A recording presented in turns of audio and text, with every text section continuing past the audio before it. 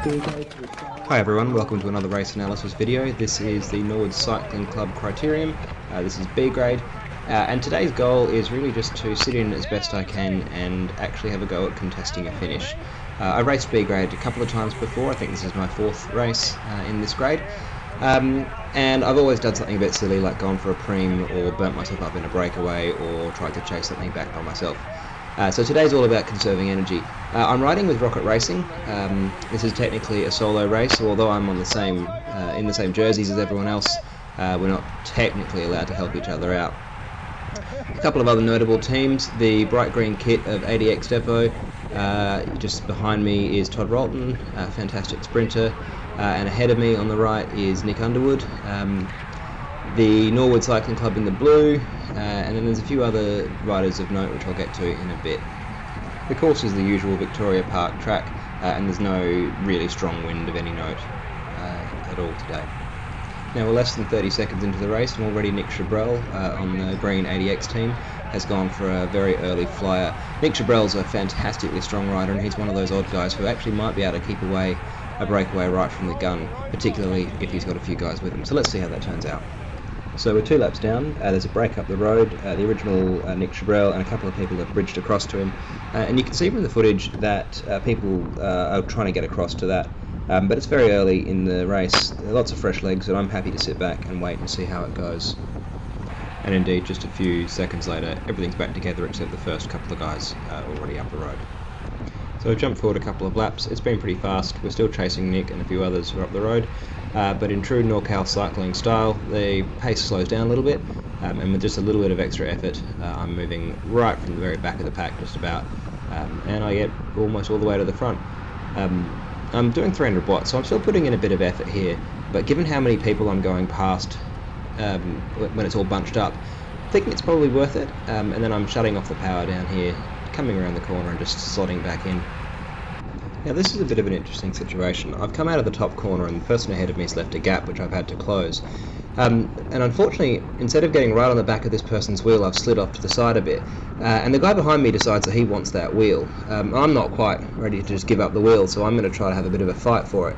What I don't know at this point is that this is rider 243, Matthew Richardson. He's got some pedigree. He won gold in the Junior UCI World Championships in 2018 in the team sprint, and he got bronze in the World Championship team sprint in 2020. So he's got some legs on him. I'm not quite sure why he's racing B grade.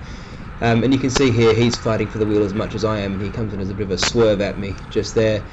I think at this point I'm still just being a bit stubborn, trying to get back on that wheel. I think I probably should have conceded that the wheel was lost.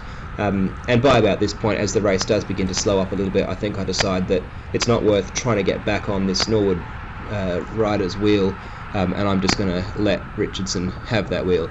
And as soon as I do and I get back on the train, things ease up a little bit, and now I'm right behind rather than sitting off to the side in the wind. So we're 20 minutes into the race, and there's a bit of a lull in proceedings. There's still a break up the road, and it's got Nick Chabrel in it, and it's got a couple of other people who managed to bridge across. And at this point I see a bit of a move going with these 2 girls from ARA Pro Cycling. Same bike, same team kit, and I figured at this point it was worth letting her in, because if they're going to work together, then I'm just going to sit on the back of that and hopefully get a bit of a free ride up to the break.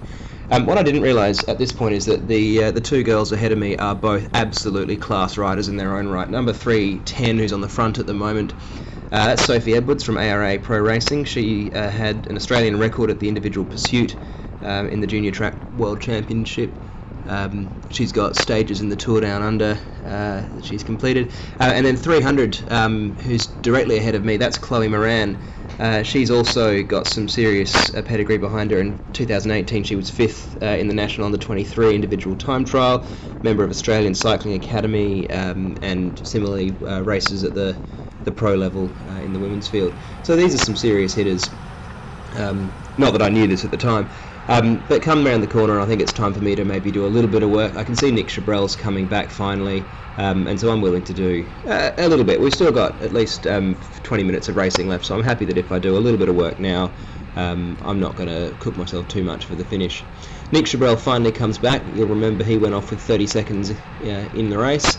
There's still a break up the road, and it's got quite a few riders up there. and the pace was just beginning to go out of the peloton, so I decided to do a bit of work, flicked the elbow, and then these two Butterfield riders went off. These two guys in the blue, they're from the development squad from Butterfields, and quite frankly, if two of them get off the front, that's really dangerous. So I put in a bit of a kick to try to catch up with them. The two together, working together, can probably stay away if the field's not working concertedly, and if they get out of sight, out of mind, there's always a risk that they won't come back.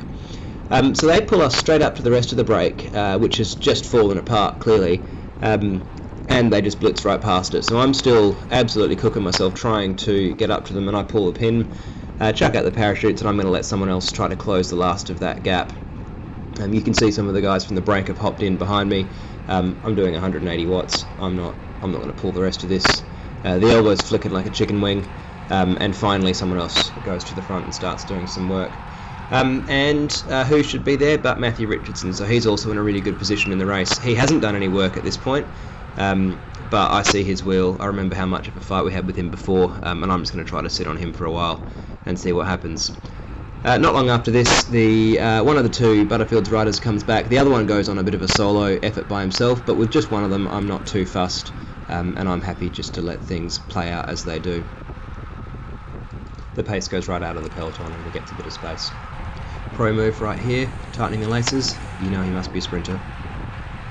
Now it's getting near the end of the race. There's the traditional lull and the traditional 3-lap attack. Now this is a 35-minute plus 2-lap criterium, so a big flyer like this with 34 minutes on the clock, that's only 2.5 laps from the end, so that's a real chance of going with it. Now I've sailed through to the front, but as a result I'm actually too close to the front, and now when this guy flicks the elbow I don't really have much of a choice but to do something of a turn. I'm not going to go too deep, I'm certainly not going to sit myself on the front, so I flick the elbow pretty soon, and at this point I'm going to drop back maybe 5-10 wheels, so that when we do come into the last 2 laps I'm in a good position. I was hoping to go back a few more, a bit of a gap opened up and I felt like I should probably sit on the back of it. And so now we've got a group that's chasing a single rider. I'm sitting in 8th wheel maybe, with 2.5 laps to go, and I'm thinking that I'm in what really is a pretty good position.